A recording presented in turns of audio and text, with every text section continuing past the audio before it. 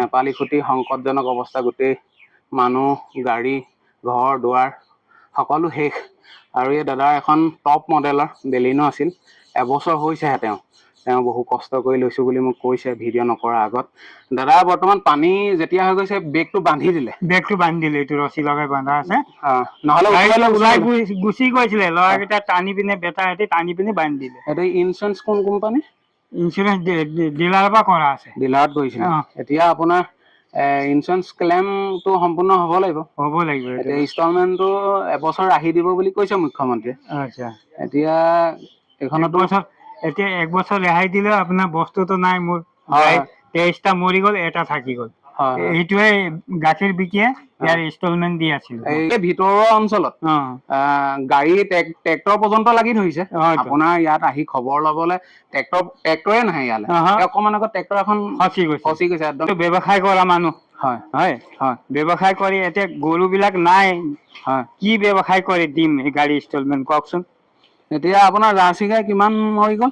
23টা মৰি গ'ল। 23টা চব ইয়াতে পেলাই দিলে। এইটো শিংকেইটা এয়া শিং দেখিছে আপোনালোকে, লক্ষ্য কৰিছে শিং 23টা।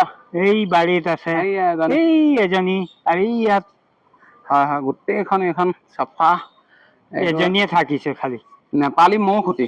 এইটো নেপালী বিহু বৰ হিলনি নেপালী খুঁটি। নেপালী খুঁটি। বাইকখন ক'ত আছিলে? বাইকখন তাৰ ভিতৰতে থৈ সম্পূৰ্ণ কিমানলৈকে পানী হৈছিল আপোনালোকৰ? এইটো ৱায়াৰৰ ওপৰত। ৱায়াৰৰ ওপৰ? বাপৰে, মাত্ৰ মানে 24জনীৰ ভিতৰত এজনীহে বাচিলে। এজনী ক'ত থৈছিলেগে? ইয়াতে আছিলে, পানী এইডোখৰতে আছিলে, পানী ইয়াতে আছিলে।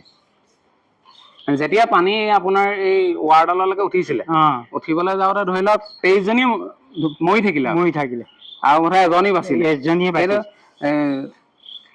জাৰ্চি গাই ইঞ্চুৰেঞ্চ ক্লেইম কৰা নাছিলে? নাই। এতিয়া বাৰু চৰকাৰে কি ব্যৱস্থা ল'ব।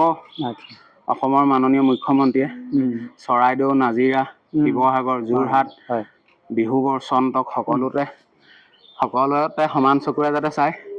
এইখন আপুনি উলিয়াবলৈ সময় নাপালে আৰু। কেনেকৈ ওলাম? 20 মিনিটত পানী সোমাই আহিছে। এনেই কেইফুটমানকে আহিছে? 7 ফুট লগাব হৈছে। 7 ফুটকে আহি গৈছে। এইটো দাগি, গোটেই পানী দাগি আছে। বিচনা এই ভৰিবিলাকত কাটিছে চব। হয়, বহুত কষ্ট পালে।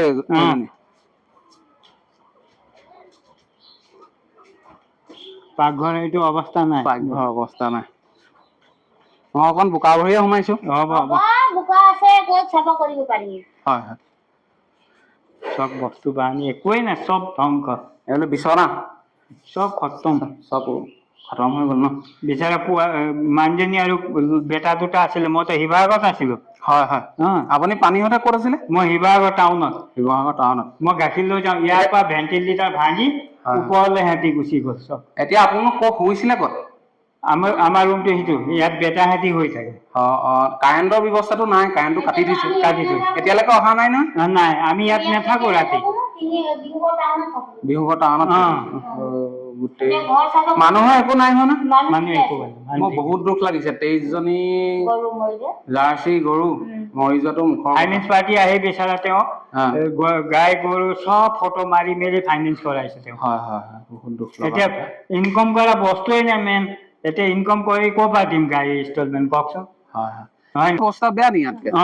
এইটো ঘৰে আছে, লাষ্ট ঘৰ, আৰু তাতে এইফালে ঘৰ নাই। আকৌ বেলেগ বস্তি ওলাব এইফালে।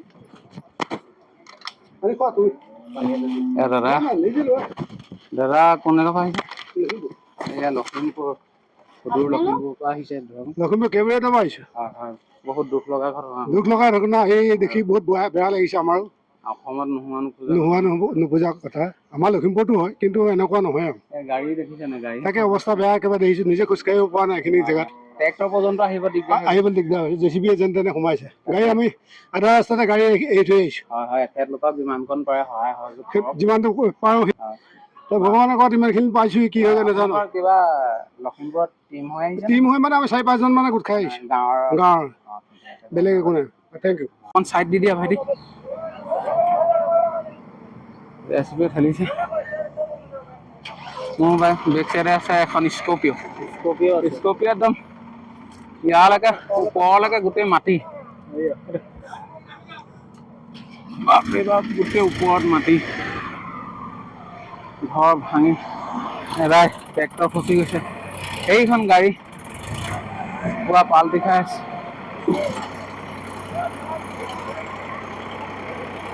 ওলাইছে ট্ৰেক্টৰ ওলাই গৈছে।